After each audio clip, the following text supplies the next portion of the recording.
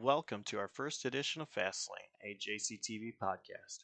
This week, we have plenty of interviews leading into Tuesday's Slide Job Racing League iRacing.Funny 250 from Daytona, the season opening Premier Series race with a prize of $200 for the winner.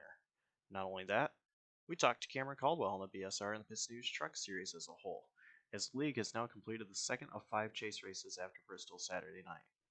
Additionally, the NAOR series draws closer to the conclusion after the race at Darlington on Friday. Nick Hapiak will join us to preview this week's race at Martinsville. But it looks like he had the door shut on him. Now an outside lane forming with Dane Cruz pushing, I believe that is the 13 out top, and they end up putting into the wall. Hunter Karsten was who was trying to get pushed. Didn't work out. They're going to door. Gunniston into the wall up top. White flag is going to be out, though. They're going to make it without a caution. Wrecking in the back, Dane Cruz is involved. Dane Cruz is just about spun around and knocked the wall down pretty good, but we're going to keep the action up front here. Pacheco leading, Basinger, Enriquez side by side, second and third. Right now the battle, Anthony Marshall is currently scored in 14th. He's back there at the top of your screen, that blue car. He is the last car in on the race right now in the duels. Through 3 and 4, can Enriquez try to make a move, or will this be over and Christian Pacheco lock it up? He's going to have a chance. He's going to peek to the outside. Going to try to move to the outside. Can't quite do it. Going to end up pushing him to the line. Christian Pacheco is going to win duel number 1 here at Daytona, and they wreck behind him.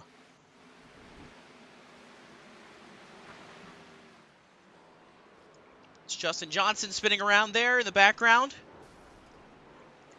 And it looks like, at the line, Zachary Wareham has taken the final transfer spot. 14th place finish for him. All right, Christopher Basinger now joining us. A third place finish in your duel race on Tuesday in the Slide Job Racing League.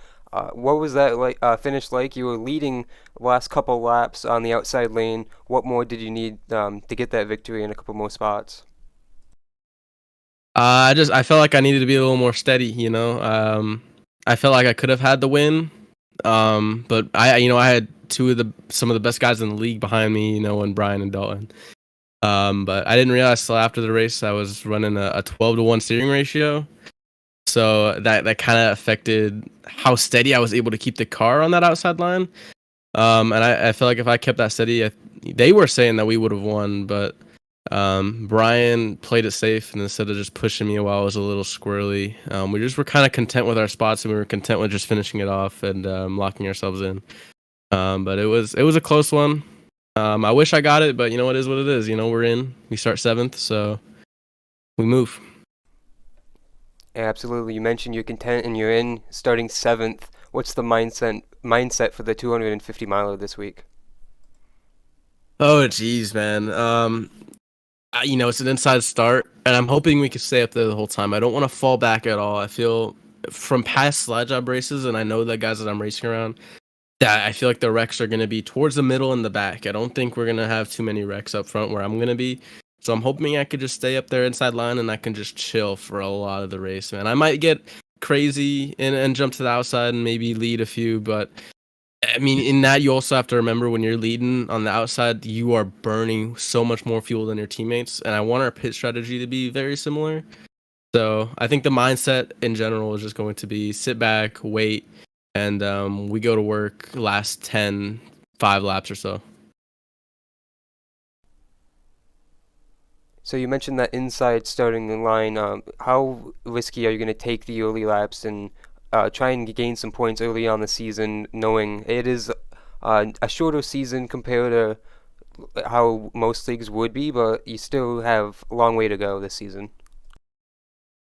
Yeah, so I really want to win the race. You know, I've been super close to winning a lot of slide job races in my past. I've been racing since season 7, and I still don't have a win. And super speedways are kind of where I get crafty. I usually get to the lead and I hang around there, but I can just never finish it off. There's always a wreck or something that happens. So I early on, I might play it a little risky. We're gonna see. I really want to see who's around me, you know, who I can trust, because there's not a lot of guys in that field that I trust 100%. But guys like MFRD, my teammates, and then some of GGA, or all of GGA. I trust all those guys. If I could work with them, find them, I think we can control the field really well.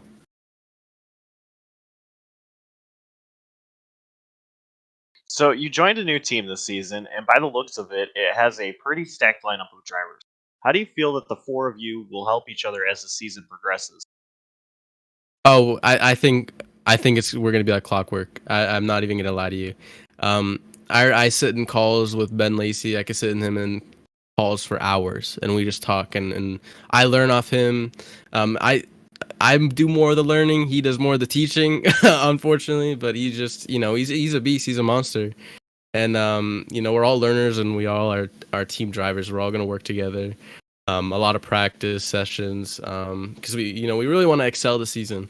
And I think the team switch, GGA is more of a, they have 2 full teams. It's just so many people. But being able to work with 4 of, some of the most skilled guys in the league, I think is going to just push us to that next level. Jackson's looking to win a race. Johnny's looking to win a race. I'm looking to win a race. Ben wants to win more too. But I feel like Ben is just more of a teacher. And I think there is a high chance that I think we all can pull off at least one this season. I know it's a long shot. 4 people, however many races, like 15. It's a long shot, but I think that it is highly doable, and I'm excited for the season with them. I wasn't. If we had one more restart, I wasn't making it on fuel. I was on the apron. I was clutching. I was saving a lot of fuel. But one more restart, I think over the. I was. I think I had 0.2 gallons left, and I think right after the line I was sputtering. So it's kind of a blessing, and I led the whole line. Joining us now on Fastlane is Bryan, Dees, and Dalton Kilroe, who finished 5th and 7th at Slide Job Duel Race 1. What are your expectations going into the iRacing.Funny 250 this Tuesday? Good. Well, I know for me, the expectations for this iRacing.Funny 250, honestly, I'm expecting it to be one hell of a dogfight, especially with the prize money getting put on the line with $200 for the race winner. So that's gonna definitely up the aggression levels, especially towards the end of the race. I know for me personally, my goal is just gonna be survival and just make sure I'm there at the end and have a shot.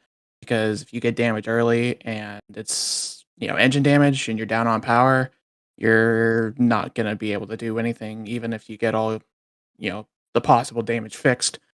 So just keeping the car as clean as we can, and hopefully having a bunch of the MFRD guys still running at the end, so that way we can do kind of what PPM was doing in the duels and try and control things when it gets down to it. Yeah, for me that's pretty much the same. I think it's going to be, especially early, it's going to be survival, and I mean, you got to be there at the end. So that's the most important thing. A lot of times in these restrictor plate races, I usually like to kind of try to stay up front. Being that this is such a big field and a whole bunch of new names in the field or in the league this season, thinking maybe change it up a bit, maybe sit at the back for a little while and let it play out, see how everybody's going to race, see how hard everybody's wanting to push early in the race, and basically just stick with the teammates. And when it's go time, hopefully we're all together, we're all still in it, and MFRD can make our way up front. So you both were in duel number 1 this past Tuesday. Obviously, Daytona is kind of a track where anything can happen. You can easily make your way up to the front if you're in the back. You guys did get pretty good finishes. So how do you feel like with the finish of the duels, it'll help you in your way to Daytona? Well, it was definitely helpful for us to be able to at least get some laps with some of the new guys. I know obviously we didn't get to race with some of the guys in Duel 2, but we also know that a lot of the guys in Duel 2 we have had the chance to race before. So just kind of gauging some of the aggression levels from some of the guys. Granted, obviously the stakes were a whole lot different in the duels. They just had to be in the top 14 to make it, versus everybody's going to be gunning for the win and that $200, because that's, I mean, for some of us, $200 is actually going to be quite a bit, me included. So things will be a little bit different, but I know some guys to keep my eyes on, and who I can kind of trust to work with, and hopefully they'll feel the same and want to work with me back. Yeah, again, pretty much second what Dalton said. It was definitely good to have me and Dalton in the first duel together. We started, I think, kind of mid-pack. Yeah, somewhere. Or towards the back in the duels, and we're able to work our way up, and we're right up towards the front of the field at the end of the race. So I think we've proven that we can do it in races that we've raced in the past. All four of us at MFRD work really well together. So I know I don't want to sound too cocky here, but I know we can dominate a super speedway race. So like I said, that's going to be the biggest thing, is check out the aggression early, and then when it's go time, make our way to the front. And not only is this the $200 purse race, and the important iRacing.Funny race at Daytona, which is very important. Obviously, Daytona, huge race, but it's the first race of the season. How much pressure are you putting into your team and yourselves into getting good points runs on Tuesday night and getting a good result overall in the championship? I think it's kind of the same. Sorry. Go ahead. I think it's kind of the same thing for the race and the season. Obviously, you have that $200 carrot hanging out over the iRacing.Funny 250. So we're definitely going to be chasing after that. But at the same time, Dalton and I were both in the final four in the championship race last season. I don't remember how that ended up finishing. I'm not sure. I might have deleted that from the memory bank. Yeah, I don't really remember too much either. I had brain surgery in June, so my mind's still kind of fuzzy. But yeah, I mean that's obviously the goal. I've been here for a couple of seasons now. The last 2 seasons I've been in the championship race. Haven't managed to get that top spot yet. So first, looking to obviously make the playoffs. Secondly is make the championship race, and then hopefully I can get over that hurdle and finally get that championship. And Yeah. at the same time, I hope it's against Dalton again. I hope all 4 of the MFRD drivers are up there. I think we're all capable of it. We do have kind of a nice friendly rivalry at MFRD, so Yeah. we don't wreck each other, but we don't pull over for each other either. When it's go time, when it comes down to the end of a race, it's every man for himself, and let's go, let's race. Oh yeah, especially when it's going down for the victory.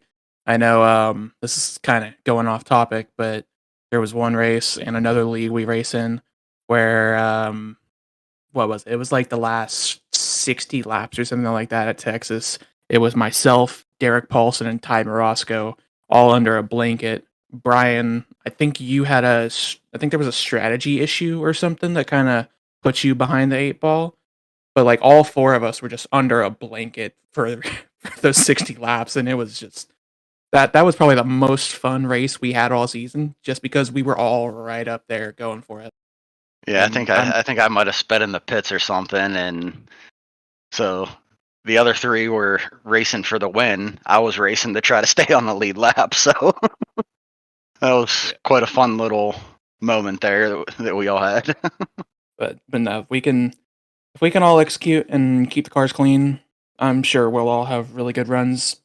Hopefully deep in the playoffs. But I know we've got our work cut out for us. Some of those new names are pretty quick, and it's gonna take us working as a team to not only be able to get into the Final Four and defend the championship, but also just to have as many MFRD guys as possible up towards the top, so we can try and defend that team championship as well. Go back to back with that, because that'd be cool. Absolutely.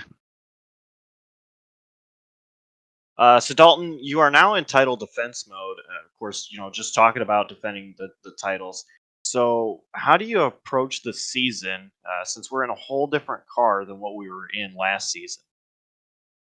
Well, I think my overall mindset is basically the same. I know last season was actually my first time driving the next gen car in a league. So I had a lot of learning to do. This car I'm actually a little more familiar with, and I would say I like it a little better than the next gen. Especially because for me it kind of drives similar to another car on the service, the Arca car, which I have some pretty good success in that. Uh, so for me, it's just kind of transferring what I already know into the Xfinity car, and basically just treating it I'd say the same as just any other season, just trying to get off to a strong start. Don't let myself fall too far behind, to where I'd have to be relying on late race runs or something crazy to be able to actually make it into playoffs or make certain cutoffs, because I know how stressful that can be, and I want to be under as little stress as possible. And Brian, you're not, of course, in title defense mode, but you mentioned how you really want to uh, get that championship rather than finishing runner up. So, same question for you. How do you approach the season, being that it's a different car from the next gen last season? We're in the Xfinity this season. Kind of similar to Dalton. We've run leagues together with the Xfinity car. I actually think it's my favorite car to drive. I think it's personally my best car on iRacing. So I feel very comfortable going back to the Xfinity. I like it a lot. The next gen, for a good part of the season, was a pretty big learning curve, but I think it was kind of the same for a lot of people in the league. So I think that probably played a big factor. With everybody kind of learning at the same time. The Xfinity car has been around for a long time. It hasn't really changed a whole lot. So I think everybody's gonna be able to get up to speed pretty quickly. So it's gonna be more about racing the people around you, racing the track. Keeping the tires under you, which I haven't always been the best at, but trying to get better at that too. As far as like you asked Dalton about being in championship defense mode, and Dalton touched on it. MFRD, we are the defending team champions. So as an entire team, we're all gunning to try to do that as well. So the way it works is the top 2 drivers each race are the ones who score points for the team. So the better we all finish, the better our chances are at that. So that's definitely the goal. Similar to Dalton defending the drivers' championship. All of us at MFRD were gunning to keep that team championship. And knock me off my pedestal. My head's gotten a little too big the last couple months, and I need somebody to humble me. I'm looking to deflate you a little bit.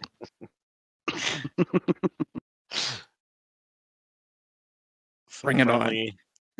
Friendly team member banter there. I think we gotta mention the team sponsor, since he is of course, Mr. Michael Falk. Yeah, that's also been great.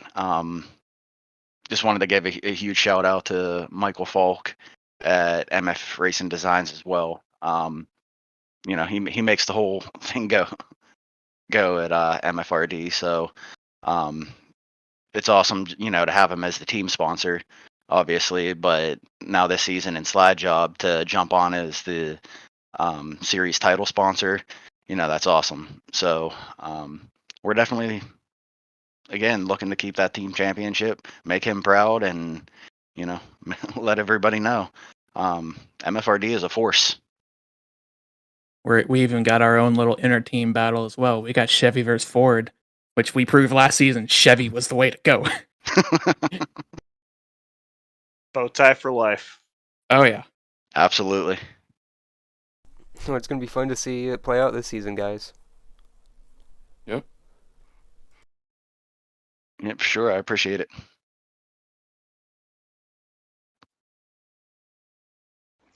See if we can get a word in with our duel winner. Adam, do you think you got a hold of Christian Pacheco? Hey, Christian, you got a copy? Yes. Well, you're able to hold off the field there in that green-white checker. How much fuel did you save on those 2 cautions to be able to stretch it to the end? I had a good amount saved. I think I finished the race with about 2 laps of fuel left, so I was in pretty good shape. I might have been able to go for another green white checker depending on when the caution came out, if it would have.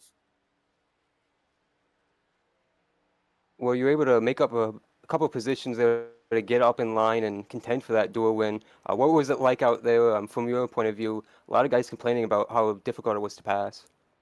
Yeah, it seemed like they were just kind of gridlocked. I was basically sitting third in line on the inside the whole time until the first caution came out. It just seemed like everyone was just stuck side by side with each other. No one could really move up at all. Well, what does this set you up for next week? 7 days from today, you start third in the 250 miler. Hopefully that sets me up to where I just don't get involved in any wrecks early, and I have a chance at the end of the race next week. Congrats on this duel win. Anyone you'd like to shout out after this performance here tonight? I'd just like to shout out everyone on JBM, Jared, Micah, Brayden, even though he's not here. But yeah, and hopefully it goes as well for Micah and Jared in the second duel as it did for me. Absolutely. Thanks for your time, and hopefully it goes well for you next week. Yep, thanks. It's Christian Pacheco. It's duel 1 winner from tonight. I don't blame him by any means, but I don't think it was intentional. That wasn't Frimpong. That was Amon that shoved Frimpong into him. They're 3 wide for the race, leading up on the inside. Frimpong in the middle. Kate Atkins on the outside with Dylan Parker pushing him. And somehow the bottom lane has no help up front. It's the middle and top lane. It's like, start making contact. They are leaning on each other like it's the last lap of the pay race. Caden Atkins out front with Dylan Parker shoving him. Frimpong trying to make something work with him on. How about Justin Burnham up here? He's in 6th. He gets to the inside of him on. They're still 3 wide. Where did the bottom lane go? It just disappeared. They were running the top and the middle entering 3. And just like that, though, the bottom lane is formed back up. They're going to make it to the white flag this time. One final lap. Caden Atkins leads. Frimpong is in 2nd. Parker dropping all the way back to 9th place right now, but it doesn't matter. Frimpong shoving Atkins. Here comes Burnham with Nup to the outside lane. They're going to try to make a run on the outside. Burnham got a huge shot at the start-finish line from Nup, so he had to take that run there. Ooh, he shoves him in the corner. Atkins went up to block Burnham. And he's still blocking. A little stack there. Here comes Burnham on the outside lane. He's there to the outside of Atkins. Now a huge shove from Nup. Burnham goes up. Burnham gets turned. Around goes Burnham into Atkins. They're going to stack up the field. Atkins is going to make it through. But here comes Dylan Parker to the outside. Parker's going to clear. The seas parted for Parker, Dawson. Dylan Parker's going to steal the duel. He steals the duel win here at Daytona, gets the victory in duel number 2. Caden Atkins comes home 2nd. Mark Frimpong is 3rd. Jaxon Glenn Austin 14th. The final spot goes to him in a chaotic last lap turn of events. The GGA Golden Knights now join us. William, unfortunately, you did not qualify into the iRacing.Funny 250. You were in the first Duel race. A lot of fuel saving there at the end. What caught you out there on that last green-white checker? I just fell out of the draft. And due to like really bad qualifying position, you can check back on stream.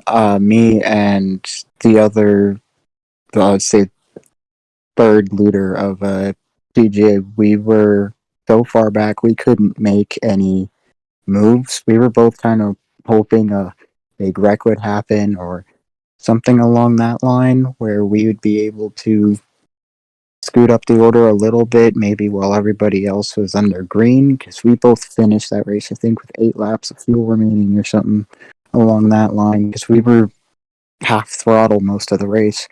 And we both just happened to fall out of the draft on that last restart, so that screwed us both out of getting into the race.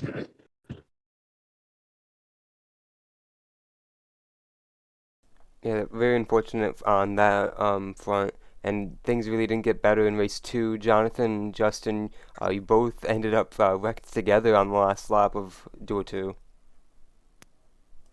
Oh man.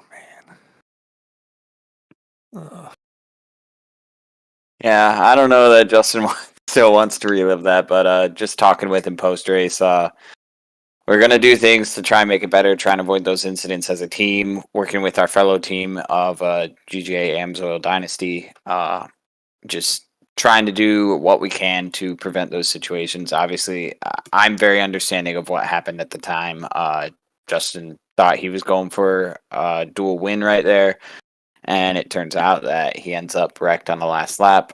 And borderline, as he told me, having a heart attack there and just never got to his break in time, even though I had the wreck cleared. Unfortunate that it went that way, but you know what? We both make it in, and at the end of the day, we have a shot at $200, and I think we both have the same goal in mind to not only go out there and get some points to start off the season, but we both want to take home that 200, no matter where we start at in the pack. Yeah, at the time that I knew I was being turned, I was already entirely focused on, trying to breathe. I was trying to breathe. I forgot I was even in the race, I started getting dizzy once I realized I was in P3. And then I realized Nup was the one behind me pushing me. I've already, had it out with him here and there and everywhere. I think he's going to be my number one rival this season when it comes to competition. The guy can drive, and the man can definitely talk as well. So, we'll see what happens this week. It's going to be fun.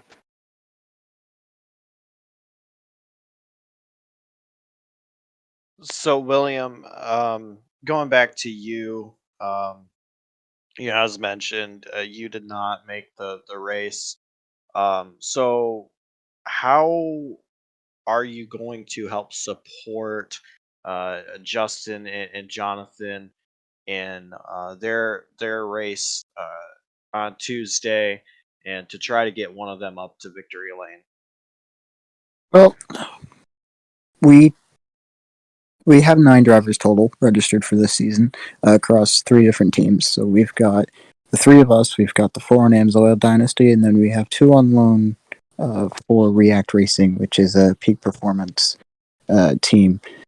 I plan on staying in these guys' ear, which I'm normally in there anyway, even if I'm not racing, and spectating and spotting to make sure that these guys are staying clear. Super speedway practice is always extremely great. As we were talking about earlier, Justin just spent an hour just practicing how to get onto the pit lane, so there's going to be a lot of that on-track spotting and just general green flag racing aspect, whether that be bump drafting, side draft, working with a 3-wide pack, trying just to make sure we're aware of where everybody is on track at all times, so somebody doesn't get loose and being a poor broadcaster off the track and ruin their night as well.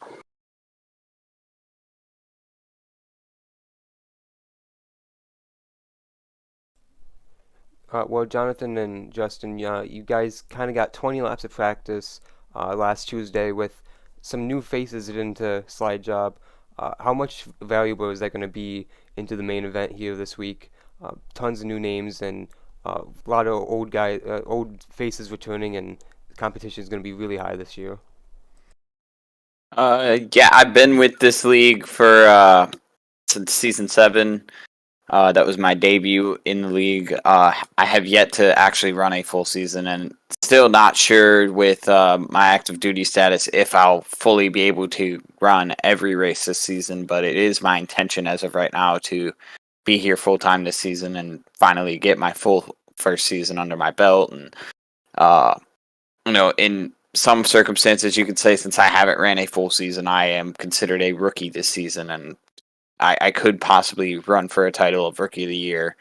But I think the goals I've set for myself are just level-headed, and all I want to do, I'm not here to be a top 5 every week or a top 10 every week. I'm here to get the maximum amount of points I can get out of my car every week. And feeling out the field last Tuesday, we've got a lot of fast cars, but we've got a lot of guys that might still be newer to iRacing in their own respect. And I myself am only a couple years into it, so just feeling out the field and trying to see who's confident in what they've got and who's not. And I'd go back to an incident I had literally lap 1 of that duel with Jaxon and Austin. Great driver. I know he's got a good head on his shoulders. I did not see the car blinking down below on the inside when he was trying to make his move.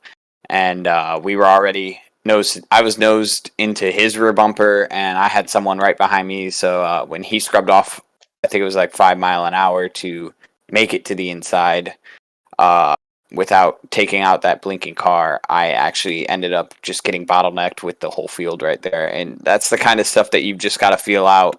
You got to know what guys are going to do.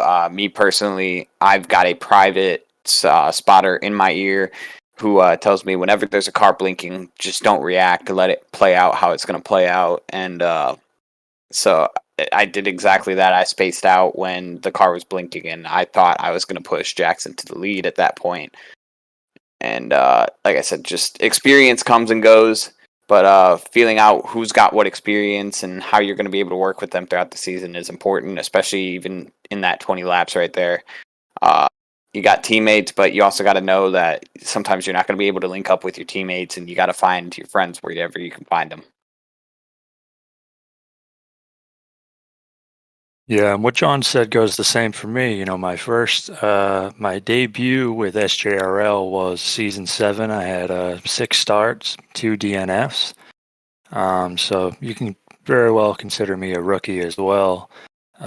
This is my first month with GGA. It's a great group of guys, and I'm still learning the field. There's a lot of new faces. There's a lot of faces that I know of, like Chris. Is one of the first guys that I was competing with. Basinger.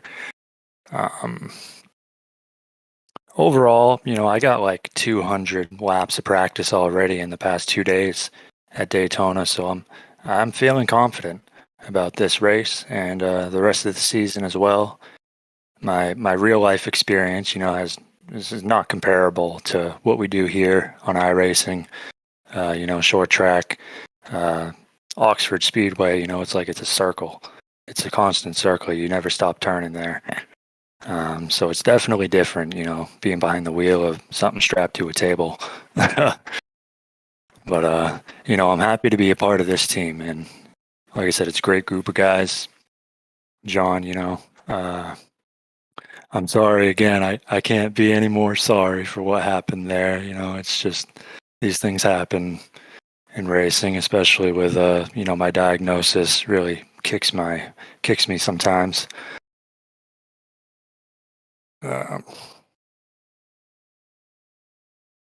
Yeah.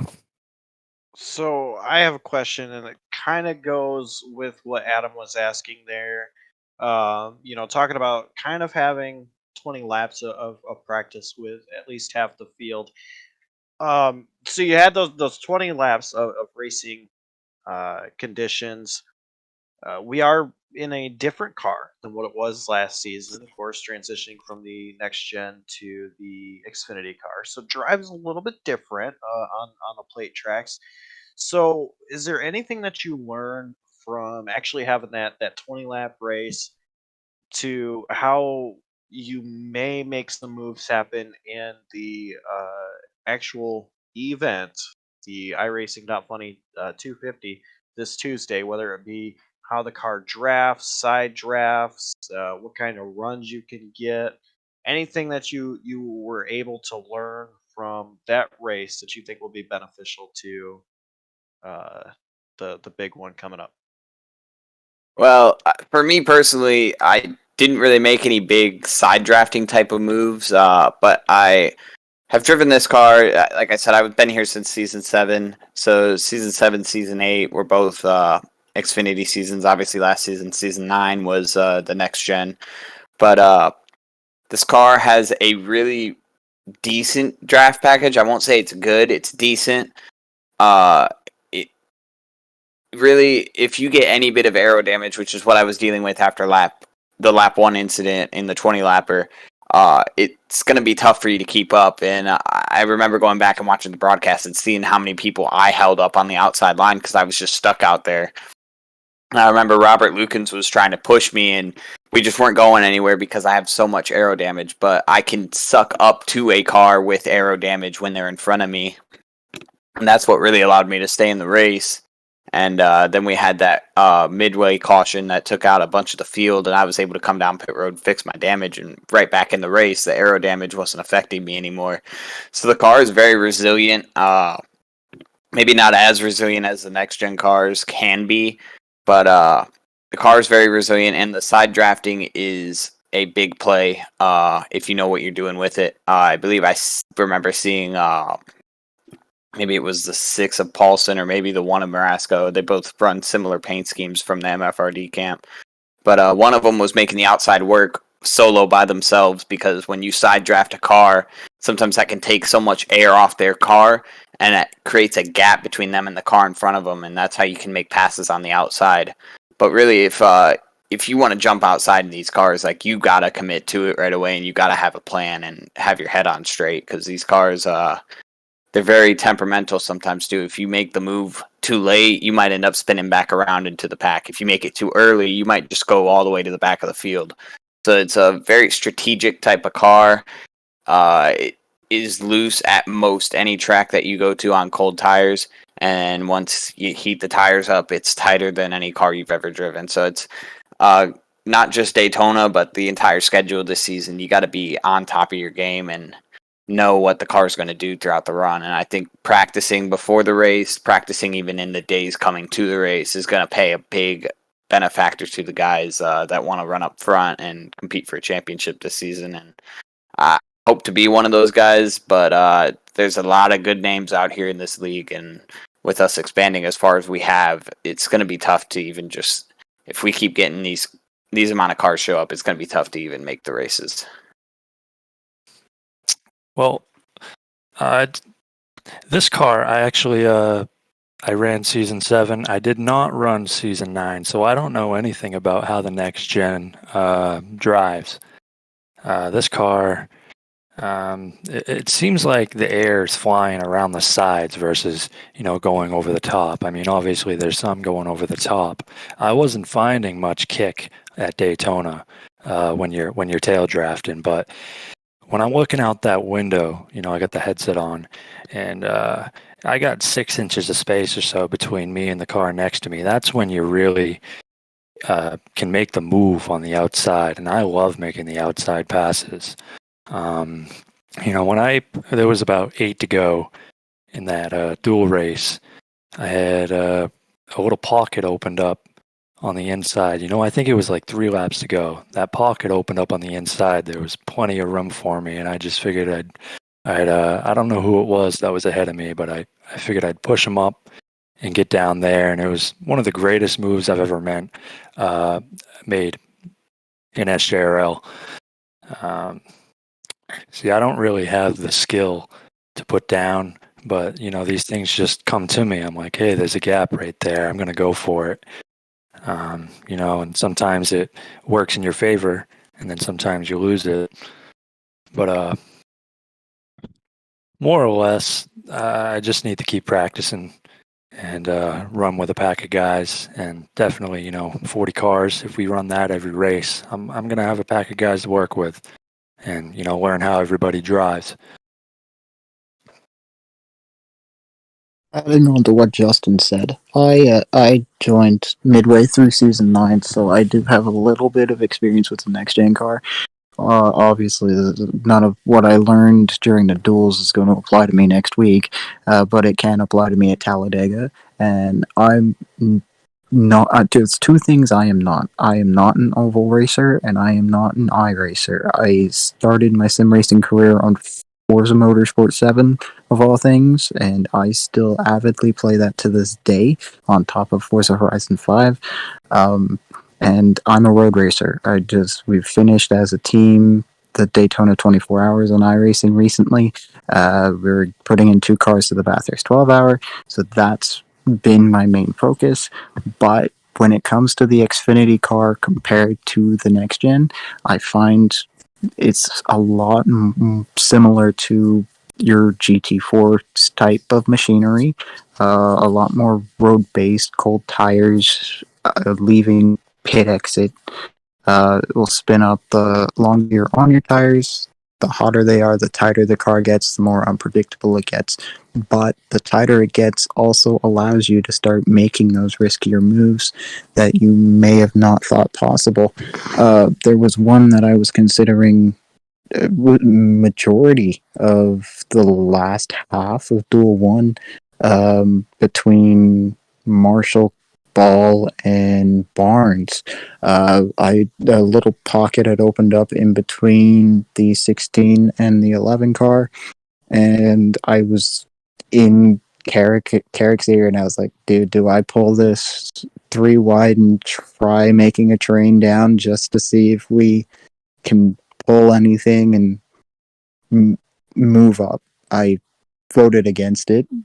Season 9 Wrecking Ball. I don't really want to risk anything right now, but looking back, it's something I probably should have tried to do, and something that may have cost me getting into this race next week.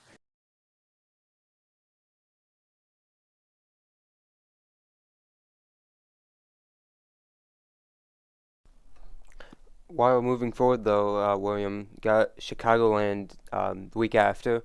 How much are you looking forward to that? Getting back in the car and starting off the season there. 14 races for you there. I'm looking forward to it. Obviously, it sucks that I'm going to be down in points, but that's what happens when you get knocked out of the opener race. I'm not going to be as far down as some of the other drivers, looking at pre-season penalties and everything. I've just got a lot more work to do, which means a lot more practice, which is something I do not mind.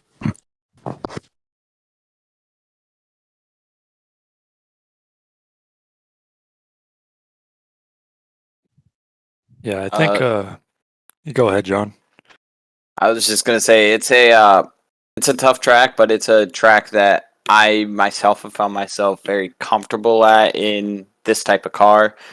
It kind of plays to my strengths a little bit, and being a multi-groove kind of track, being able to move around is going to be key. Not being afraid to get up there by the wall and hang it all out, but also being able to run the bottom and maybe save some tire for a late run.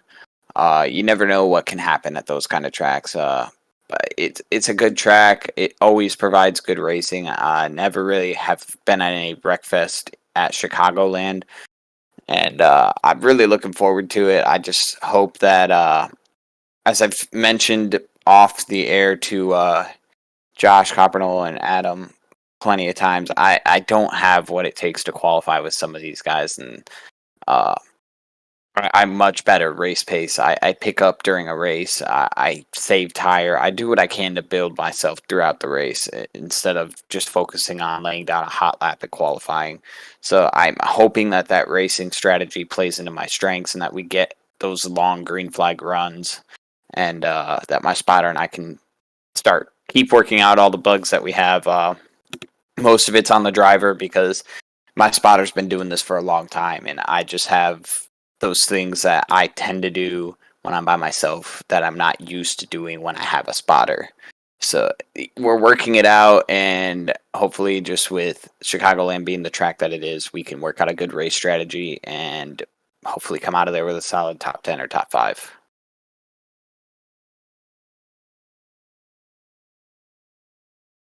Myself, I personally have, I don't think I've ever run at Chicagoland. I'll have to talk to my sponsors or something to, figure that one out. We might have to go rent the track and learn how to figure out our strategy to push our boys up.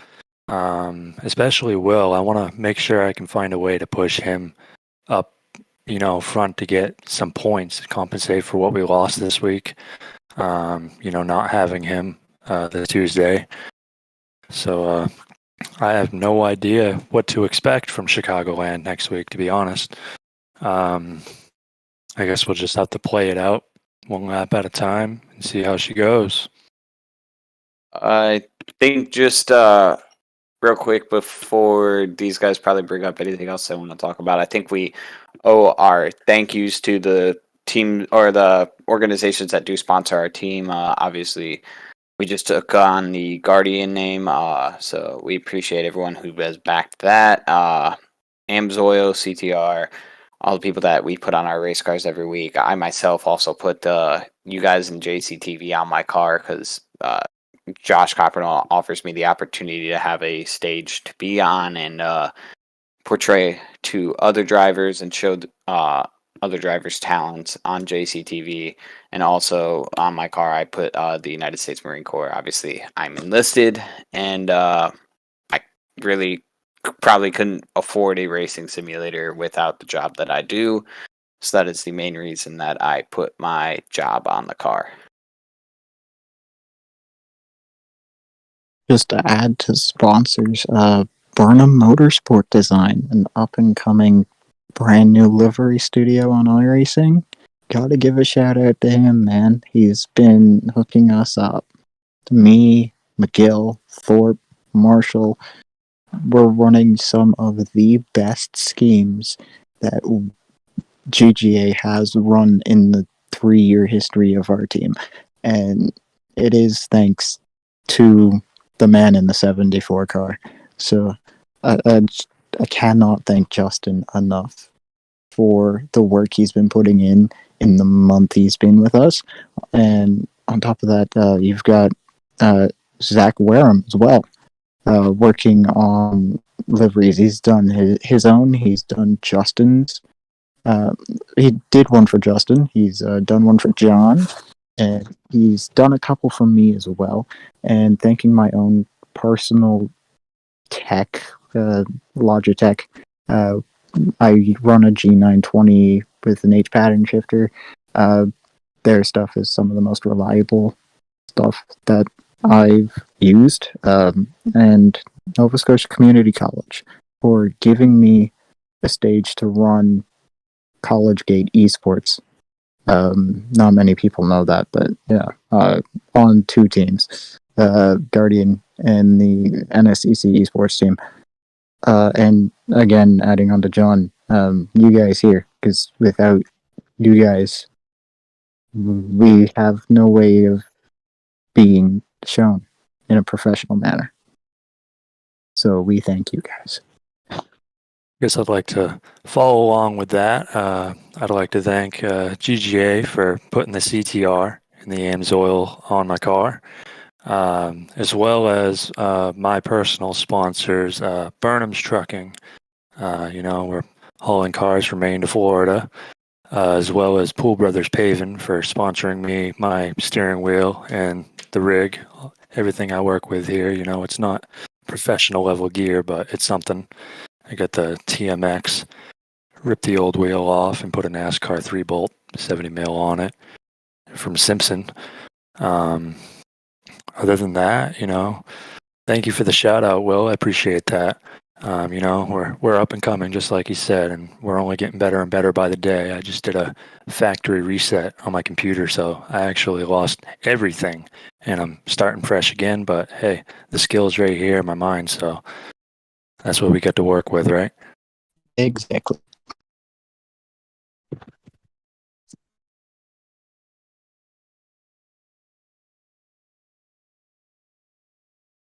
Oh, thank you for having us. Yeah, I And second watch that, out man. for being Justin forming a train. We're going to be coming to the front when it's time to come to the front. Oh, it's time. As soon as the green drops, buddy. In his debut with JCTV, Cameron Caldwell was able to catch up with Jaxon Glenn Austin post-race after transferring in through Duel 1. Yeah, Jaxon, you got a copy? Yes, sir. What's up? Hello. So, as we saw in the second duel, you finished 14th, which was the last spot in to qualify without a provisional. And we saw early in the race you were taken out. So, how are you feeling after that incident? I'm not going to lie, I was a bit more on the nervous side because I was just hoping that I could somehow salvage something at the end of the race because I know how these races tend to go with the wrecks. But I was more annoyed at the fact that I got caught in that wreck because I really wasn't trying to get involved in much. But I'm just happy I was able to make it at the last second with grabbing that spot. So. Yeah, I had my eye on you after that wreck. As I referenced earlier before the race started, you were the lone C2 graphics paint scheme or guy running a paint scheme out there. So I wanted to make sure to kind of keep an eye on you to see if you're gonna make it in, especially after that wreck. And I was watching the time and scoring, and I saw you got 14th after the line, so I was happy about that. But take me through that last lap and how you made it through that wreck. Well, I want to say to start off, your paint schemes have definitely given me some sort of magical luck as I've gotten continuously good results with them. So shout out to C2 Graphics. If y'all want something good, hit the dude up. But that last lap, I really was just I wanted to try to get around the 83 first because I knew that I think it was either 16 or the one that was behind me. I knew that they were pushing me, and I knew that they were gonna try and pass me. So I was just hoping if there was a wreck that I would just be able to gain enough spots and hold on to whatever I could, and I didn't get involved in it. And when my relative updated and I saw it was 14th, I had the biggest sigh of relief. Yeah, it was pretty cool to see you make it through that wreck. Obviously, there's a lot on the line there. So you're in the race next week to run for, what is it, $200, $250? So obviously, that's really cool. Do you have any sponsors or friends or anything to shout out before we let you go? Uh, Truthfully, the main one I want to shout out again, C2 Graphics, absolutely magical paint schemes. And besides that, honestly, really, I'm just hoping anyone I can make friends with besides my teammates and whatnot, Johnny Parker, Ben Lacey, and Chris Basinger. Really, I'm not looking to make any enemies, just I'm here to have fun with everyone. So shout out to all the homies. Well, that's your 14th place finisher, and the last guy made it in with results in the duel, Jaxon Austin. Hey Dylan, big winner tonight. Seems like the seas parted for you. Oh yeah, that that was an insane finish. That was something. I was watching your moves, and I was literally about to say, "Watch Dylan Parker," and then that wreck happened. I didn't even get to say it, but that wreck happened. You just managed to get through and come out the win with the win. But all race long, you were being a little bit of aggressive, making some lines happen. I didn't even think were possible. So, what was that race like from your perspective, just throughout the entire 20 laps?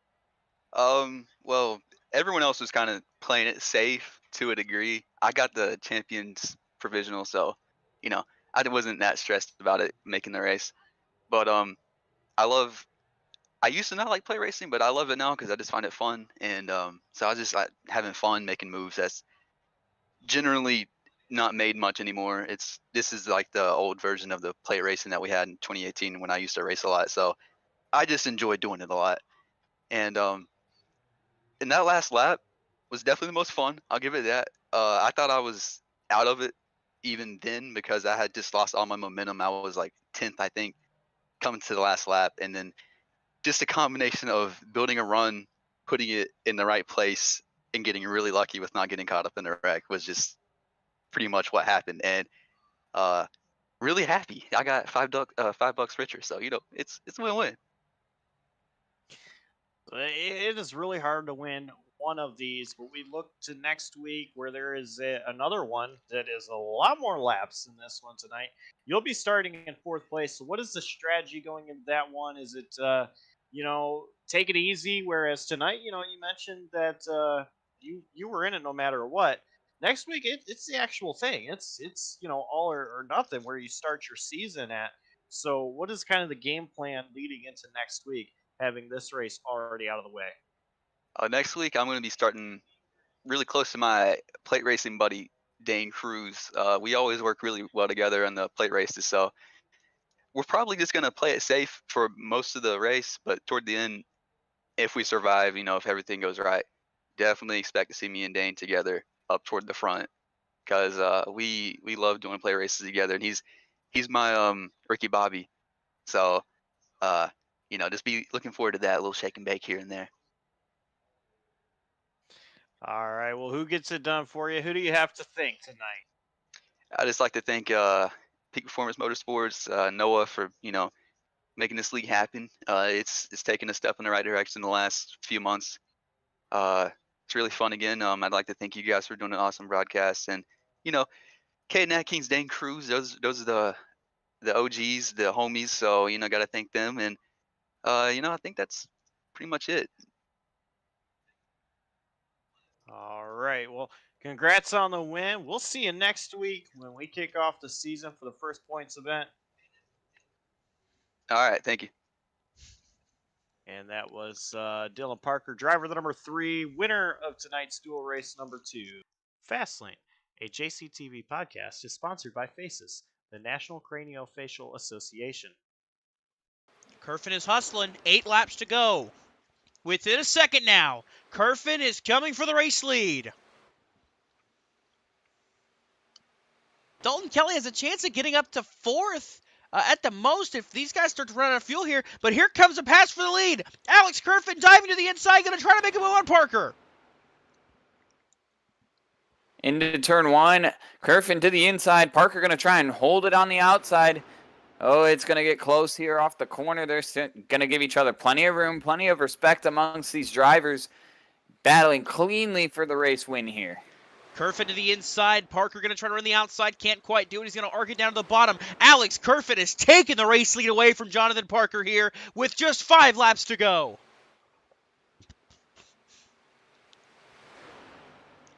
Parker going to try to cross him over if he can. Going to try to stay right there with a 30 so he can make a last-ditch effort. Parker now into second. Khirfan back out front. He was leading the majority of this race. He was able to get out front. His last win came in Season 2 at Michigan. So he's definitely looking forward to starting off this chase with a bang. And he'll have 4 laps to go this next time by. Heading down the back straightaway into 3 and 4. 1.3 seconds is the gap between he and Johnathan Parker. And as you were talking about the 43 of Ethan Fonseca Moreno, I was watching Michael Krueger and Dalton Kelly battle. Michael Krueger got really loose and almost lost it right in front of Dalton Kelly, and the battle is still on here between the two of them for this 5th spot. White flag is out, the final lap. Alex Khirfan hadn't found victory lane since Michigan all the way back in Season 2. That was all the way back in May. But now, through 3 and 4, he's going to open up the chase here in Season 3 with a victory. To the checkered flag, Alex Khirfan picks up his 3rd career win in the In the Pits News Truck Series, takes the checkered flag here at Chicagoland. Hey, Alex, this is Dawson up in the booth. You got a copy? Yeah, I got you. Alrighty, well, it came down to a strategy call at the end of it, but you were able to make the right move, make the right stop, and get to victory lane. First off, congratulations. Yeah, it's a long time coming. It feels great to finally be back in victory lane for sure. Yeah, it's been all the way since Season 2 at Michigan. Last time you were in victory lane here in the In the Pits News Truck Series. But take us through that call there. that final set of stops there, you were able to make the stop later than everybody else, and we're doing the best, of everybody that could. You stretched it out pretty long there ahead of those guys that were trying to save.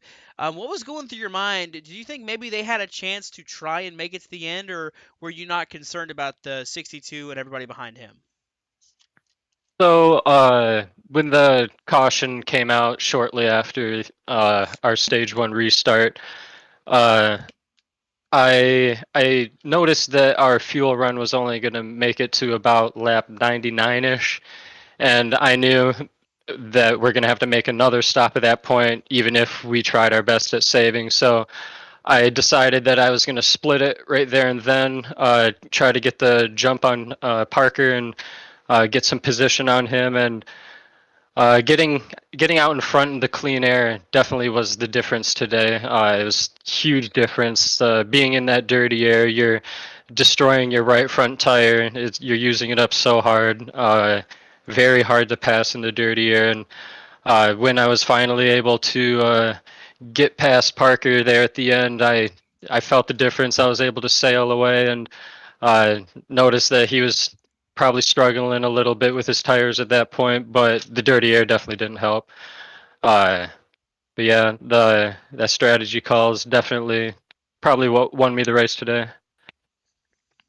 Well, opening up this chase here with a win, it's not able to fully leapfrog you anywhere. You jump to 4th in the standings now. You are currently unofficially 29 points behind our championship leader, Johnathan Parker. Do you think this momentum is what you're going to be able to build off of to be able to go forward and make this hunt for the championship that much better? Yeah, so definitely a big confidence boost. I definitely needed that after the season I've had. Definitely felt like I could have had 1 or 2 more wins this season under my belt if I would have kept my cool in the situation, or maybe didn't have as much bad luck at the super speedways. But things happen, and I'm just glad I'm able to bounce back from that, and hopefully I can build off this momentum and take it to the next week and take it to everyone else. Well, already heading into Bristol on a momentum wave with the win here at Chicago. Congrats again to Alex Khirfan, our winner here, for his 3rd career win at Chicago. Thank you. I'd like to thank my parents for watching. Thank all my friends and family. Thank Khirfan's Blue Collar Market for great truck, great sponsor. I'd like to thank Cameron Caldwell for making this a great scheme. I'd like to thank Cameron Caldwell and Alonso for running this great league. Thanks everyone for the great race, and thank you guys for a great broadcast. Alrighty, that is your race winner, Alex Khirfan, starting off strong here to open the chase. Cameron Caldwell now joins Fastlane. 7th place finish at Chicagoland last weekend. Not racing at Bristol, so you're looking forward to Homestead. What are the challenges from going to those 2 different tracks together? They race completely differently. Obviously, Chicagoland is like a tri-oval, and Homestead is your just kind of generic oval. So the corners are a lot different. The tracks are both pretty abrasive, but I feel like Homestead is a lot different. The lines you run are a lot different as well. Of course, they're going to be with different corner sizes and lengths, whatever, but it's just 2 different animals, really. I've run good at the past at Homestead in this league, so I'm looking forward to it for sure. Yeah, and you were pretty fast at the beginning of the race at Chicago. You didn't quite get the finish you were probably looking for. Fell just outside the top 5 late. What was that race like from your point of view? Yeah, so it was really strange because that first run, like the first stage, I was really quick on the long run. I went up from 12th to 4th, and I felt pretty good about that because it was not easy to pass. And after that, we had a few cautions to start the second stage, and then the strategy kind of all switched around and switched around. And so I was on the strategy with old tires, and I feel like every time I'm in that situation, it always goes the wrong way. So once I got really spread out, I just couldn't save my tires the same way I could when it was in a pack, like the first stage. So I guess I was just running too hard by myself, even though I felt like I was saving pretty well. They're about the same as I was in the first stage. But yeah, I don't really know what happened, but Yeah, obviously wish a little bit better finish, but 7th isn't too bad. So Cam, Chicagoland was a track where it was very hard to pass drivers. I know you and I had a little bit of a battle ourselves there. It seemed like no matter what lane you were in, it was so hard to pass. Can you kind of explain what it was like uh, when being coming up to somebody who may have burned up their tires a little bit, just what it was like trying to get around them? Yeah, I felt like for me, I had one of the easier times passing people. Like I said, um, I know a lot of my teammates were complaining about not being able to pass, but for me, I just once I was like around the point where it was getting difficult to stay on the bottom without lifting a ton, I just moved up to the fence, and especially that first stage, I was just hauling up there, and once we got later in the run, I didn't feel like you could pass on the bottom unless you pull a slide job, which I did a couple times. But I'm not sure if I just didn't execute it right or it was just kind of how it goes. But basically, whoever I was passing would switch back, but I would have the high lane for the next corner and kind of the track position to kind of clear him off the next corner. But um, yeah, I felt like you just had to run the top there if you're trying to pass. I was telling Alex, who obviously won the race towards the end, to run the top to get around Parker, and Parker gave him the bottom because I think Parker knew that the bottom was really hard to pass on. So obviously Alex was able to do it anyway. I think the fresh tires helped him, but um, yeah, it was really hard to pass later in the race when everyone was kind of on a different strategy. I know, like you said, you and I were battling pretty hard, and you have fresher tires than me, and you were on the bottom, so you're able to drive it in a little bit harder with those fresher tires, and obviously, uh, I was able to pass you and take off. But yeah, I don't know. It was a really fun race on that aspect because there's not a lot of races where you're able to run the top and be competitive on the long run. I feel like I don't really remember the last time I was able to do that because running the top burns off your tires more since you're carrying a lot more speed. So it was very refreshing to be able to do that. I don't know if it were like a race winning move per se to run the top, but I felt like at least in the first stage, just by running the top, I was going to pass all of them up in front of me. Probably like, I don't know, 8-10 more laps.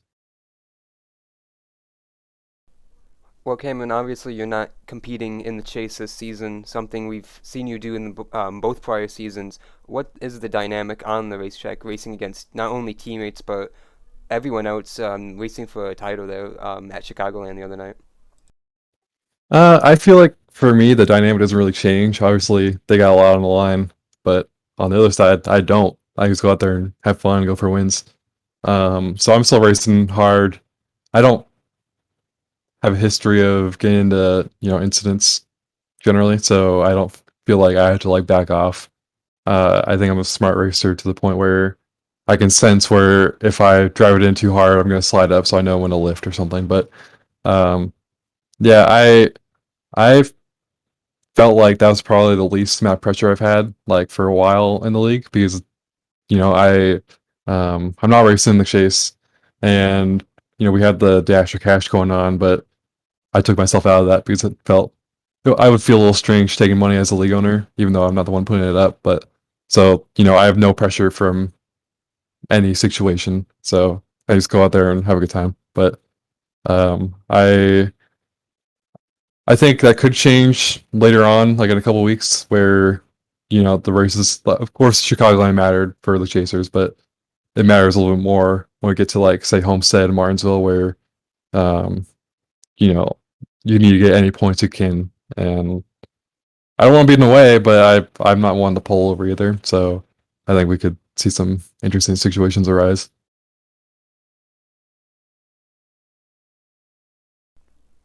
Well, switching gears real quick, you mentioned being the league owner, and the debut of the Dash for Cash was this last weekend at Chicago. How did you like seeing that play out on the racetrack, how it unfolded, and the expectations going through the rest of the season all the way up to Kansas? Yeah, I'm really excited that we're doing this. It's something that I wanted to do for a while now. I think this kind of generates more interest for those who race with us. I was kind of following along with it throughout the race, but towards the end, I immediately kind of lost track of it. I think a lot of us felt like Ethan was probably going to get it, but obviously he ran out of gas, so it didn't work out for him, and Zach got it. But I'm very excited to see how it goes at Kansas when there's the Dash Cash finale. Obviously, I won't be there either, so I'll be able to watch it on the broadcast, and be kind of fun to have a couple things to keep track of between that and the championship itself. So we're coming to the end of the season, and we had a couple of successful races that kind of were rumored to return. One of them being the Dega doubleheader. Can you kind of explain to us if that is something that the admin team is looking forward to bringing back next season for season 4? Yeah, absolutely. Gotta give credit to Alonso for that idea. He brought it up to me sometime last season, I think, and we kind of talked about it with a few people who race in the league, and everyone was excited about it. So we decided to make it work, and it was a really successful event, in my opinion. So it's definitely going to come back for season 4. In terms of the schedule, we don't have a finalized schedule yet. The plan is to do the same thing we've done in the past couple of seasons, where we have it ready for right before the finale of the season, and then it gets first released on the broadcast on JCTV. So keep an eye out for it on the Kansas broadcast in about a month or so. I will say there will be a pretty big shakeup in terms of the schedule. I feel like between season 2 and season 3, the schedule is somewhat similar. Obviously, there are some new tracks in season 3, but I feel like the general flow of the schedule is the same, and the chase races are very similar. The chase races will be a lot different next season, in season 4, especially the finale, which I'm not gonna announce yet, but I think everyone will be excited about it. But yeah, it's gonna be a good season. I think we definitely learned some things this season about certain tracks that work well and some that don't. So we're still in a pretty early stage of the league. We hit the 1 year mark in November. So we're still learning, trying to figure out what works best and what doesn't work. So there's still some things we got to try out that we want to try out, and if it doesn't work out, then so be it. But I think we're in a pretty good spot heading into season 4. Well, Cameron, we also saw you made your debut this week on the Slide Job broadcast at Daytona for the Duels. How was that, being able to be in the booth with both Josh and Dawson? Yeah, it was a lot of fun. I've never felt like I would be a good broadcaster, and I don't think I am by any means, but it was a lot of fun to jump in there. It was not planned at all. I was just sitting in that voice chat before the race, and then one thing led to another, and Dawes came in there with the live stream going. So I was like, well, I think it's too late to back out now. So sit in there, and yeah, it was fun. I think there's some things I can work on, but towards the end of the broadcast, I felt somewhat comfortable talking, and plan on doing it again pretty soon. I don't want to commit to saying I'm going to do the full Slide Job season, but more often than not, I'm available Tuesday nights, so we'll see how it goes.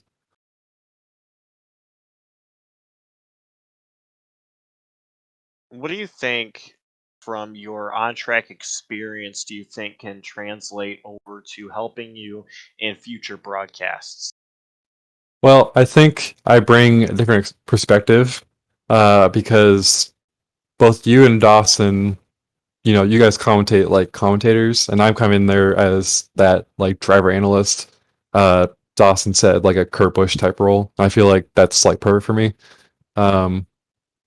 So from what my thoughts are, obviously Adam's really good in the booth. We love Adam in the booth. But Adam doesn't have any iRacing experience, so he doesn't have that perspective, and I feel like me having that iRacing perspective helps a lot. So as long as I'm able to use it properly and kind of bring up relevant points, I think it'll be really good for the broadcast. But obviously it's a big learning process for me, and I hope I can get better at it for sure. But just kind of got to figure out the flow of things. I was really tough to figure it out, but I was starting to get towards the end, like I said a minute ago.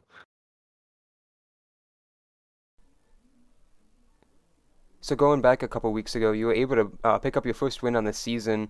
Talladega, pretty dramatic finish there with a bunch of your teammates pushing you to the line. What was that win like?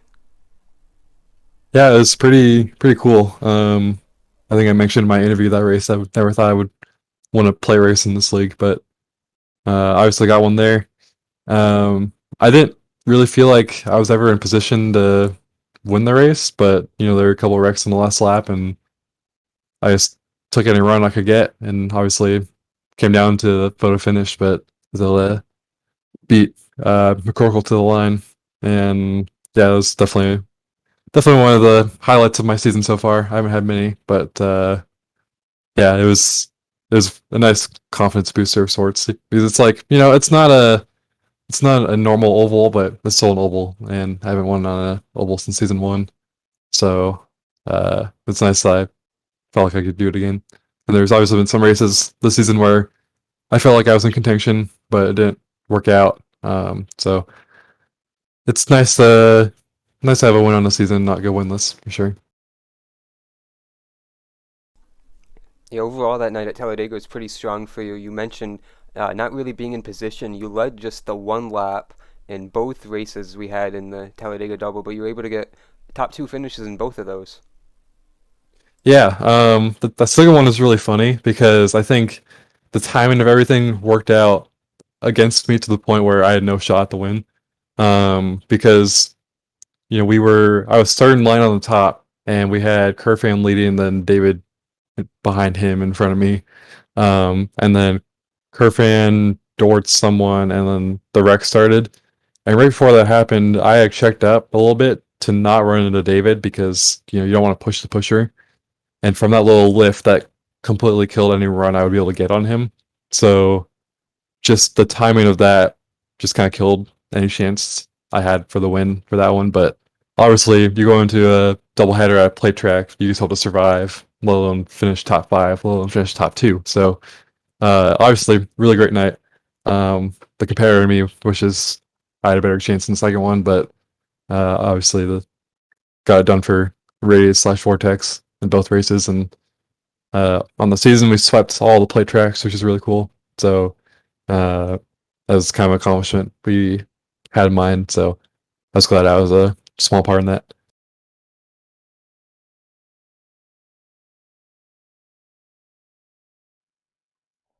Zach Probst and Joshua Arnold are our first Dash for Cash winners. After their close run-ins in Chicago and Bristol, they caught up with JCTV. Zach Probst, you got a copy? Yeah, I got you. All right, well, you brought it home 4th, and you're the Dash for Cash winner tonight. So go ahead, walk us through that race, and it looks like you played a little strategy there towards the end with going the long run. Yeah, the first stage I was really just trying to see how passing was. Really found out there that if you saved, you were not going to be able to make up your spots. So I thought that was going to play into it, but we got that caution like lap 50, and that allowed me to pit and be good enough to do one stop. And I was just hoping I could save enough on through the 2 runs that I could make it. Well, and you get the Dash for Cash tonight. So what's your plans looking at next week? What are you looking forward to with next week? Next week's like Bristol, right? I think. It's going to be a pretty good race. Hopefully we don't get too many cautions. I know Bristol tends to cause that with layout. Usually I'm pretty good there. Just hopefully I can back this 4th place up with a better finish then. Well, and like you said, you want to back it up and do better next week. Who gets it done for you over there in the 62 camp and helps you get 4th place here tonight? I'd like to thank Krueger and Fuller for being in chat all race, helping me out with fuel strategy. Really helped me to hear what their fuel number is. All right, and that will be our 4th place finisher here tonight and Dash for Cash winner, Zach Probst.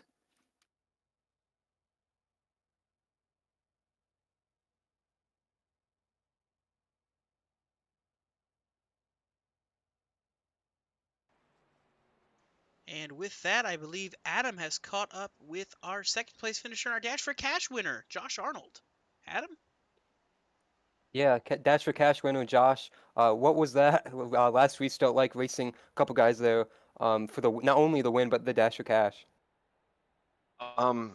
Yeah, hey Adam, thank you for broadcasting tonight.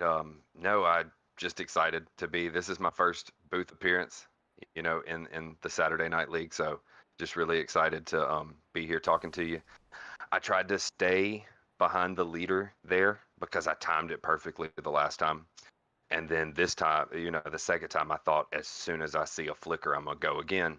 And sure enough, I just thought it would have a better chance. That inside you've seen gets kind of bogged down on the restart. So I was like, that's my chance to at least stay there on Michael's bumper to try to get to the last lap, because I mean that's what some of Bristol is all about. I kept the truck clean, no incidents whatsoever tonight. Just really tried to make it to the last lap and have a shot, and I came up just a tenth or two short. Yeah, you mentioned the 0 incidents. I wanted to speak to that. No incident points at all, and we saw tons of crashes tonight, bunch of cautions. What was that like from your point of view with all the trucks getting involved in something, and how you were able to keep that truck clean and make it to the end? Well, I'm pretty sure on your JCTV replays that you saw my truck in some very close quarters with like the 71. I think, I mean, he blew up. I heard him blow up out my left window when he was out inside of me.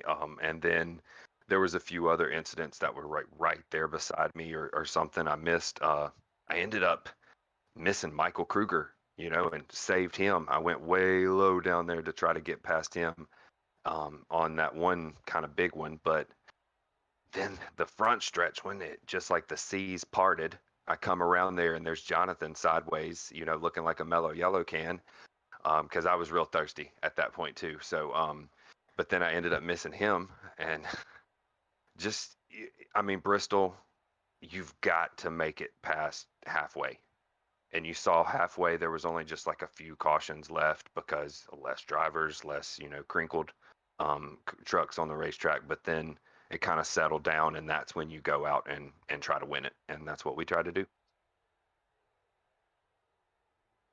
Well, not only did you finish second tonight, you came away with the Dash for Cash bonus, so you're now eligible for the big prize at Kansas in a couple weeks. What do you have to look forward for that, and your expectations on competing for that prize? Like Kansas, I can't remember. I think we have one more track left, but I'm excited. I'm really excited to not make any enemies. I'm still technically new here. I want to just get through this season without any contact, without anything, racing people clean, which what I tried to do tonight. And then, just look forward towards next season. That's what's on my mind, really. Dash for Cash is good. I think, thanks Cam, but I'm looking towards getting started next season and being able to get and have fun like some of these playoff drivers are doing right now. Well, congrats again on the good run tonight, and we're gonna keep an eye out for you in 3 weeks' time, I believe, in Kansas, and competing for that Dash for Cash bonus. I appreciate it. I want to give a shout out to the militia and all the Friday night racers that might have tuned in and watched, and then Cam for the ITPN truck series. I'm having real fun over here. Yeah, absolutely. Thanks again, Joshua. Thanks, Adam. It's under a second, but it's just too late for this comeback to be mounted without a caution. That's what Arnold needs. He needs a caution, or he needs Krueger to make a mistake. And that's all he needs. And right now, a battle for position, and it looks like he might have had an issue. There it is! A caution's going to fly, and Zach Probst issues with David Duran, and just like that, all this conversation about Krueger locking it up, wiped out, erased. We are going to overtime. And oh my goodness. You cannot blame that on anybody. Just horrible netcode. But then Dalton Kelly at the end right there. Just nothing he could do. Man, oh man, was that some netcode or what? Yes, it was. There was about almost 2 feet between those cars right there before contact was made. And it still was just enough to get Probst around. I guess iRacing said that Probst is not making it around this corner. Oh, you anymore. can see right there. There is a huge gap between the two trucks there. So how there was a caution, I don't know. And you can see there as well what hit Kelly. Probst started to roll as well. So that's where Kelly got his contact. But just like that, I mean, that's all it takes. One incident, and now this race has been turned right back on its head. Yeah, and Bristol, we're going to have a GWC here to see who wins this race.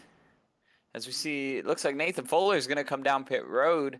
Not a bad call here if they crash in front of him, and he's going to be the guy with the fresh stuff. Not enough cars on track for him to really worry about losing too many positions either. Yeah, I like this gamble. I mean, drops back at farthest, I think, to 6th place.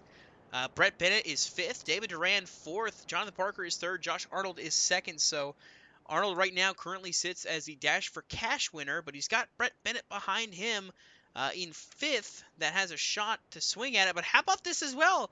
Michael Krueger, chase driver, is leading the race, was pretty much looking forward to a win. I believe he might have the most laps led locked up, so that's at least another bonus point for him. Johnathan Parker, David Durand, they're still right here in the mix for this win. So this race is nowhere near over. While Krueger's truck is clean, it doesn't mean anything. You get Parker or Durand behind him, and they go for this win. I mean, this is huge because they could easily try to ship it in on him and send it in for a win, and it could wind up being none of them winning, or it could wind up being Krueger still coming away with the win, or even Parker or Durand walking off with this win tonight. So still a lot up in the air here, even with it only being a 2-lap shootout. Yeah, it's going to be very exciting here. Like we mentioned, keep an eye out on Nathan Fuller. He was on fresh tires on an earlier restart and sliced through the field, who were on a little bit older tires compared to him. It wasn't a much deficit then, excuse me. But he's going to be able to make much of it now because these are much older tires on the 14 truck, on the 26 truck compared to what it was then. And Nathan Fuller, if he has an opportunity to choose the right lane here, it's going to be very exciting to watch on this restart. Fuller goes the bottom behind Bennett and Parker, Krueger, Arnold, Durand, the top lane. After the choose, it will be overtime here on JCTV for the In the Pits News Truck Series for race number 2 of the chase. It comes down to this. We were talking last week about a late race caution that didn't come. The fuel strategy played out, and we saw Alex Khirfan walk away with the win. He struck first, but now Michael Krueger and Johnathan Parker, front row, 1-2, look to see if they can strike next while the iron's hot and make the move here for the second race in the chase. Krueger will be the control car. Parker second as they launch the Geico restart zone. The green flag is out, and you see a huge launch by Krueger as he's able to get out in front and clear for the race lead. And don't look now, but Johnathan Parker's on the bottom for second, and Josh Arnold trying to hold him at bay. Nathan Fuller is right there, too. We just seen him hit pit road. He's got the freshest tires on track right now, and he's looking inside of Johnathan Parker, almost 3 wide there. Contact was made. White flag is out. Contact, and around goes Parker. Parker spins in the background, but up front, Arnold's going to send it in deep. It's not going to be enough, though. Through 3 and 4, Michael Krueger's going to take the checkered flag. Able to hold off, had a little bit of a scare there with that late caution, but Michael Krueger puts it in victory lane. 5th career win, 3rd on the season. Mikey, first off, congratulations. Thank you so much, Dawson. Thank you. Well, let's go through that race. It was definitely one of attrition. We saw early on in the race, there was a bit of contact between yourself and Johnathan Parker, causing an incident there. But you were able to recover from that, and you kept it clean pretty much the entire rest of the race. So what was it like seeing everybody else pretty much just collapse around you or have issues as you continued on to the front? Yeah, well, first and foremost, I mean, I'm sorry, or I've already apologized, but I'll do it again. I'm sorry for what happened with me and Johnathan there, where we got together and he spun off of 4 when we were side by side. I'm sorry for that, but he kind of went over a little bit a little bit ago, to not feel as bad about it because it was in that code. But yeah, just on the topic, with all the playoff drivers, or most of them falling into getting caught in incidents and stuff, it was just, it really honestly, it was just a race of surviving and just just being just staying out of trouble. And when people kept falling, it just kept the opportunity to capitalize on it kept increasing. And when more and more got into trouble, it was just to me and Johnathan. It was just a huge opportunity to make a huge leap in points, and I was somehow able to capitalize even after the late restart and with all the drama and everything. Yeah, indeed. It was a lot of chaos. But with the end of it, I believe unofficially, let me double check my math here. Unofficially, you come out of this race on the positive, 10 points down to Johnathan Parker. Of course, I say unofficially because last week's points were wrong. This week's points likely wrong as well, but I was off by maybe about 1 point or two. But right now, 10 points down on Johnathan Parker, so a good swing and a good gain. You led the most laps tonight. You got stage points where Parker did as well. It was very close to the two people. Also, at the end of it there, with Parker wrecking, finishing 7th, that was your big swing to the front. So now you've got Homestead, you've got Martinsville, and you've got Kansas ahead of you. Do you feel like this is where the momentum builds to go back and make a run at this championship? I mean, it definitely could be. I mean, like just with this huge swing with everything that happened tonight. I mean, the possibility is not dead yet. I mean, I thought honestly like after last week Chicagoland when I just had like a mid race and like 5th or something and got like not as much state points and Johnathan got like 2nd or something. I forgot where he finished, and he finished 2nd behind Alex. I really thought like it's gonna be taking a long shot to get back, and tonight I just got the race I really needed it to get back here. I mean, it wasn't pretty at all. I mean, with like how chaotic it was, but nonetheless we still gained some ground on him. I mean, it's not going to be easy picking up 10 from him. He's been the fastest guy all year, and everyone in this league knows it, and it's going to be really hard to beat him here in these next 3 races.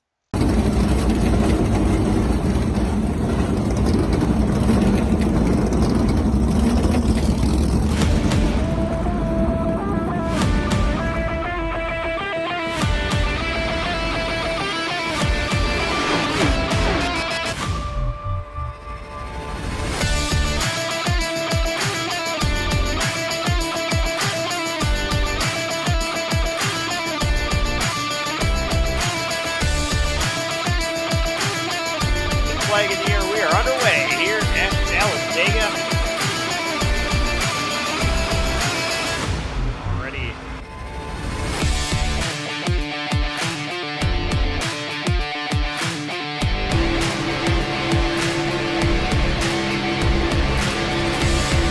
Bottom line, Dees goes to the middle. They're wrecking. A lot of carnage happening.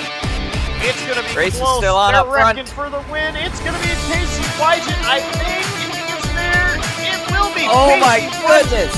Winner number 50 in NAOR series history goes to Casey Wygen.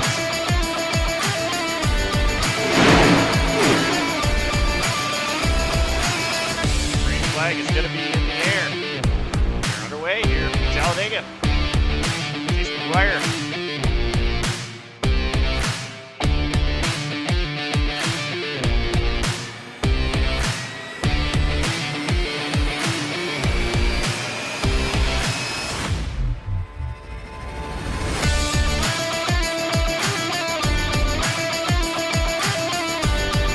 Hapiak taking the race win.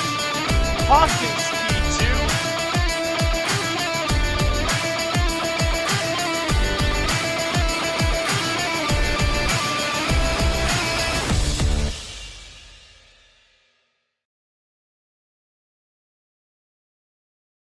Gentlemen, start your engines!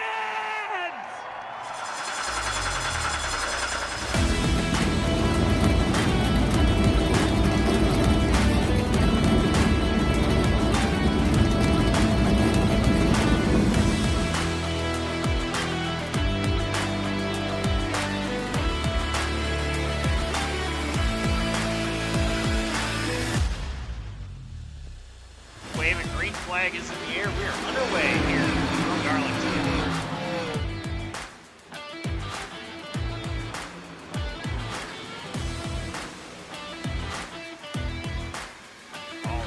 single file throughout the entire field. Big contact. Basically a wreck with no caution.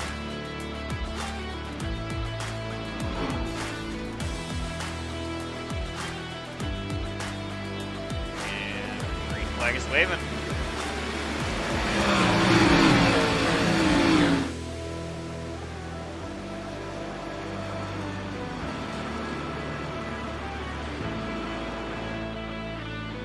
And Chapman, man on a mission.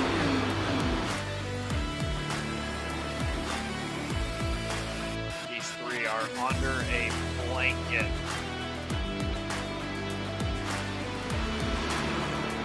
I wonder if he's doing more mirror driving or more windshield driving.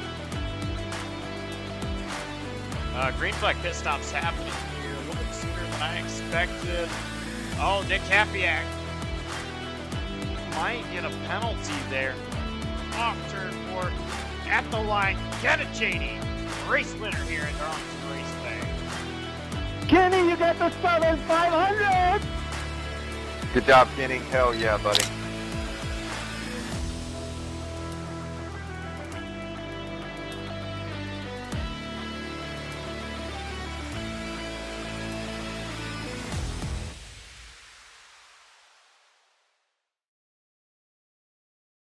Nick Hapiak now joins us. Nick, congrats again on the win at Talladega a couple of weeks ago in the doubleheader. Another win in the second leg of a doubleheader. What was that race like, and overall the entire night? Double feature for the NAOR series, and pretty dramatic races, and exciting finish there to get your victory.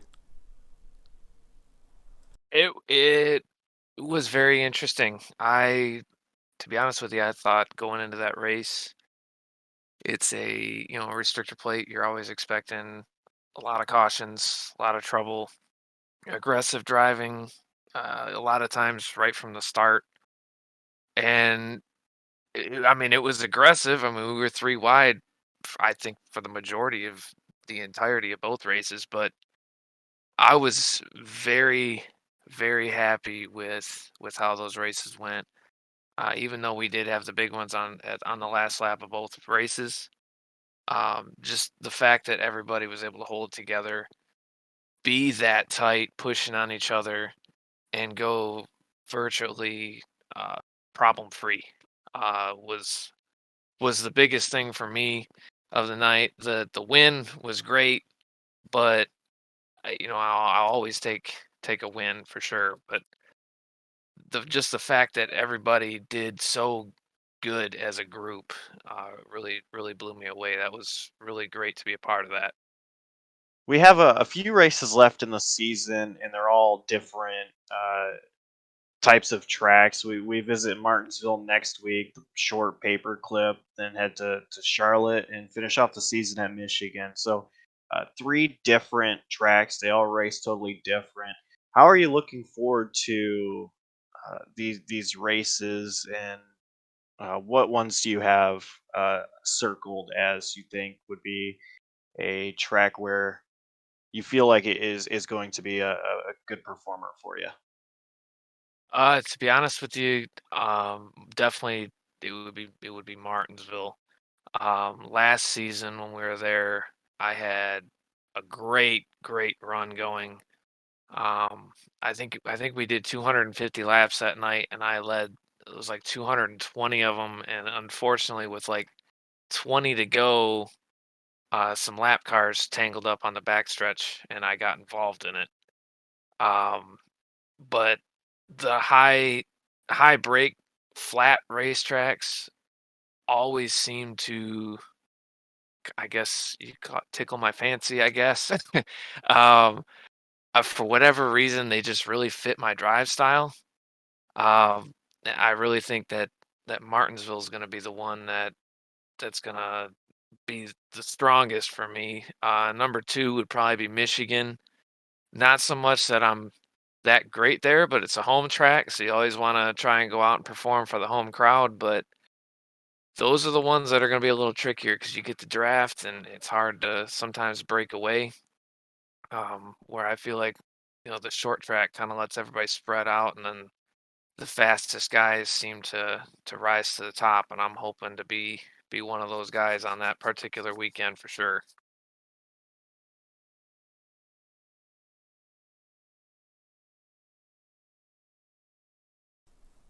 Well, you bring up Martinsville, that's this weekend. Obviously, you want to perform much like you did last season. But what can we expect with these Xfinity cars there at that short paperclip? We've seen a couple races there on JCTV, and they've been pretty chaotic. Maybe, like you mentioned, with the lap cars getting involved in other people's stuff. What can you expect though this Friday night, though? Really, I mean, it's big thing is the launch off the corner. I personally haven't been there in an Xfinity car yet. I've been there only in the Cup cars. So I'm hoping some of what I learned last season will kind of transition over to the Xfinity cars. I don't know. I'm hoping. Um, but I can tell you one thing though. I'm going to be looking out that windshield a lot harder, looking for anything that might look like problems coming.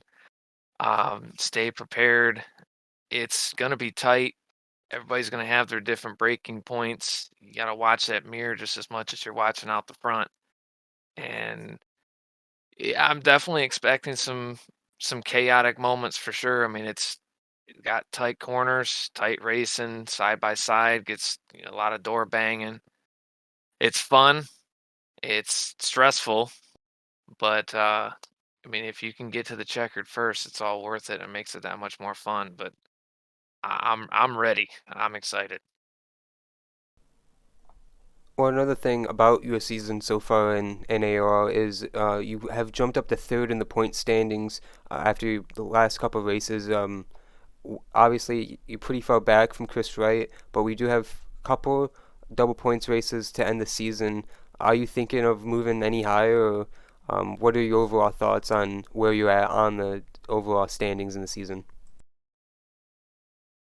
At this point, I mean, it's never over till it's over. I've lost out on the championship at the end a few times, and it's never fun. But it was a learning curve. You can't get too comfortable. You can't sit back and relax because somebody comes out and outperforms you. It's points you're losing.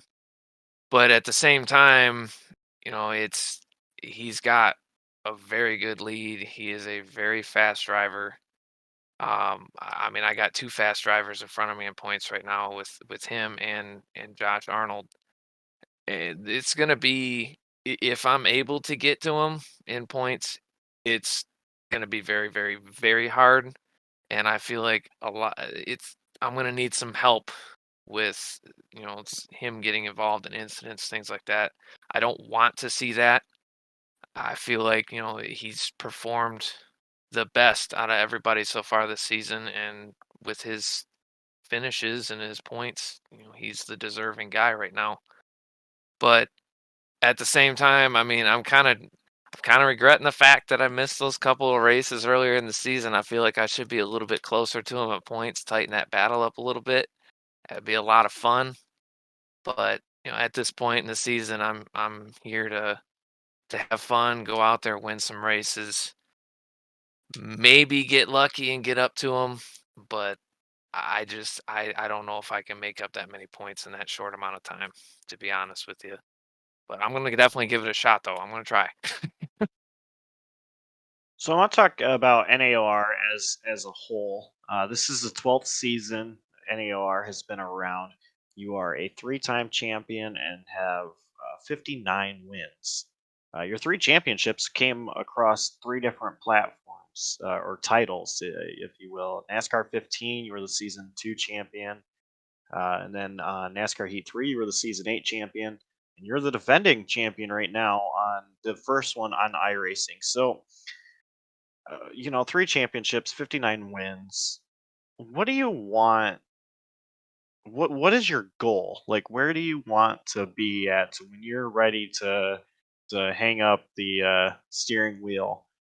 Where do you want to be at by the end of your NAOR career, if you will? That's a good question. I don't know if I've ever really thought of that much, but I think right now, even if I had to hang it up tomorrow, it's it's been a great career in the league. I've got a lot of really, really good friends in the league. Um, I've been racing with these guys for years, and it's something throughout the week that I actually I look forward to. Not just because it's Friday and I got the weekend off. It's I get to go out and race with my buddies. And if, like I said, if I did have to hang it up tomorrow, I feel like where I'm at right now, I'm really happy with it. It's been a great ride. Um, and if I did hang it up, I would be rooting for the next guy in line to break the records, to get the 60th win or the 4th championship. I'd be rooting for the next guy in line because I feel like every record out there is meant to be broken at some point, and it would be cool to see somebody break it. To be honest with you, it really would. Thanks for listening to this episode of Fastlane, a JCTV podcast. Like, comment, subscribe, and always be sure to tune in to JCTV for live league races.